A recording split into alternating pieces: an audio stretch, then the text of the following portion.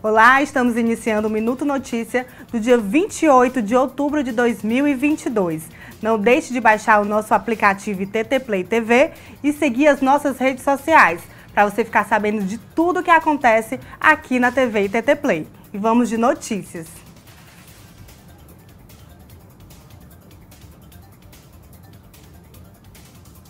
E o transporte público disponibilizado no dia das eleições vai começar o funcionamento a partir das 6 horas da manhã, de 6 às 19.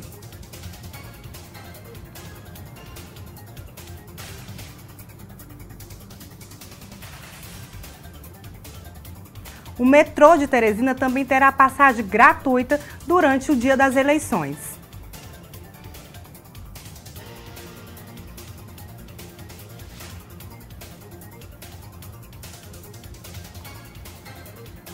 E uma turista de Santa Catarina sofreu um acidente durante a prática de kitesurf em Barra Grande, litoral do Piauí.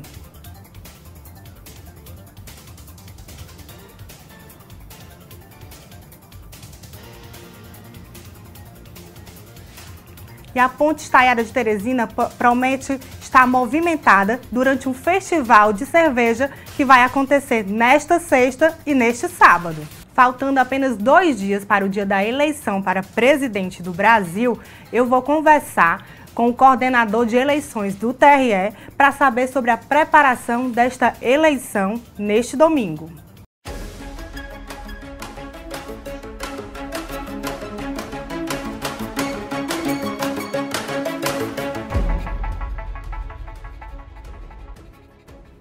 Está faltando muito pouco para o dia das eleições, apenas 2 dias. No dia 30 de outubro, o brasileiro vai decidir quem vai ser o próximo presidente do Brasil. E para falar sobre a preparação das eleições aqui no Piauí, eu convidei o representante, o coordenador das eleições informalizadas do TRE, o senhor Arimateia Carvalho, para falar como é que está a preparação das eleições aqui no Piauí. Tudo bom, senhor Arimateia? Tudo bom, Bruna? Como vamos? Tudo ótimo aqui. É um prazer tê-lo aqui na nossa TV e TT Play no programa Minuto Notícia Especial Eleições 2022. Primeiro, professor, agradecer sua presença novamente e perguntar para o senhor qual a diferença dessas eleições do primeiro turno para o segundo turno, aí, o que o TRE está preparando para essas eleições. Bom, o TRE está com todas as urnas já preparadas, né? Todas as urnas já estão nas suas zonas eleitorais e a partir de amanhã, às 7 horas da manhã, elas começam a ser deslocadas para os respectivos locais de votação. No primeiro turno, a grande diferença em relação ao segundo é a quantidade de cargos a serem votados, né? Nós percebemos, inclusive, longas filas no primeiro turno, porque eram 5 cargos a serem votados e a gente observou que em várias sessões realmente houve uma formação de longas filas, algumas delas, algumas sessões terminaram, mesmo aqui em Teresina, né, teve sessão que terminou por volta de 20 horas, né, e no interior teve um caso extremo que chegou quase à meia-noite. Né? Até meia-noite? Lá, além de muitos eleitores na fila, muitos eleitores analfabetos ou idosos, né, provocaram esse atraso na fila, mas houve um agravante também, que foi a substituição de uma urna que demorou um pouquinho, ou seja, houve um problema na logística, e o fato é que alguns eleitores, aí, a gente até brincou, é muita vontade de votar, né, porque esperar até a meia-noite para votar é muita cidadania aí embarcada, né? Mas no segundo turno, como é só um cargo aqui no Piauí, acredita-se que a gente vai ter um processo bastante mais acelerado da votação. Vai ter uma equipe do TRE aí nas escolas, vai ter auxiliando o eleitor durante essa votação? Todo o corpo colaborativo que atuou no primeiro turno vai estar também agora no segundo, né? Todos os técnicos, né? Todos os colaboradores, a mesma quantidade, os mesmos fiscais, os mesmos mesários vão atuar no segundo turno.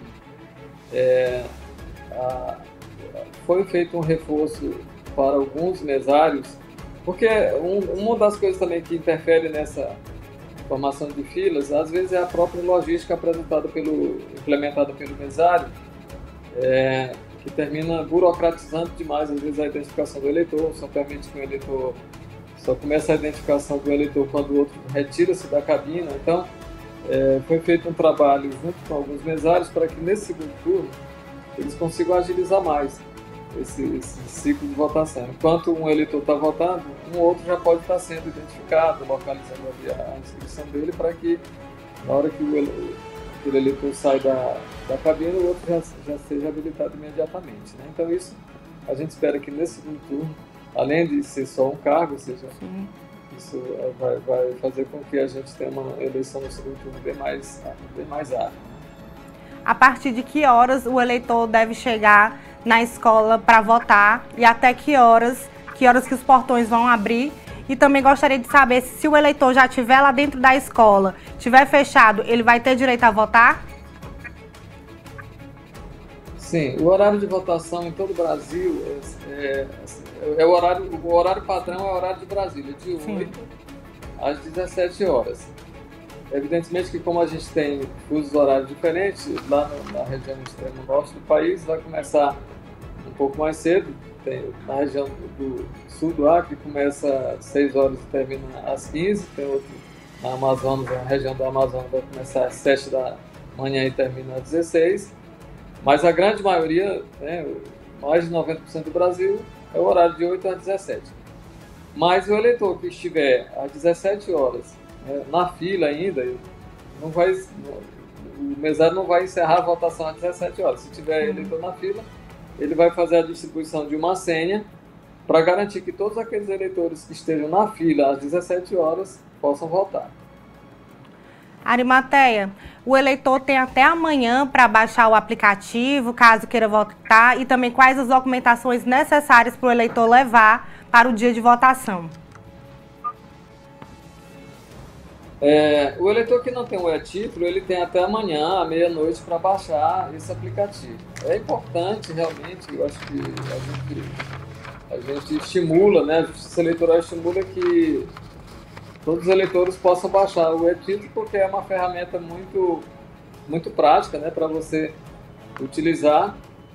Basta, quem tem o e-título e tem feito a biometria, basta ele levar o celular com o e-título lá e se identificar. Não precisa levar nenhum documento adicional, porque no e-título já vai ter a foto e todos os dados ali do seu título de eleitor.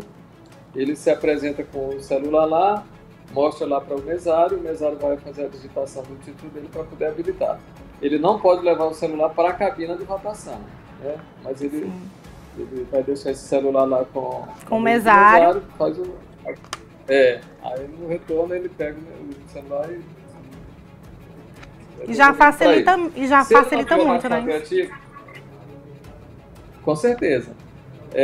Se ele não tiver o e-título, aí ele vai levar qualquer outro documento com foto. Ele pode até votar sem o próprio título de eleitor, embora se ele tiver o título em modelo de papel também, o ideal é que ele leve o título, modelo de papel com o RG, com um documento com foto, com o RG, o passaporte, qualquer outro documento que tenha foto, carteira funcional, carteira de trabalho. Mas por isso que a gente diz, a grande vantagem do e-título é que ele não precisa levar um outro documento, basta levar o próprio celular. Tá? Que já facilita demais, eu gosto demais de levar. A outra grande vantagem do aplicativo é que, por exemplo, o eleitor que vota no interior e não vai poder comparecer no dia da eleição, né? Aí ele teria que justificar. Ele pode fazer essa justificativa utilizando o próprio título, sem sair de casa.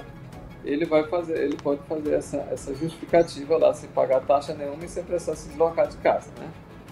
Sim, verdade.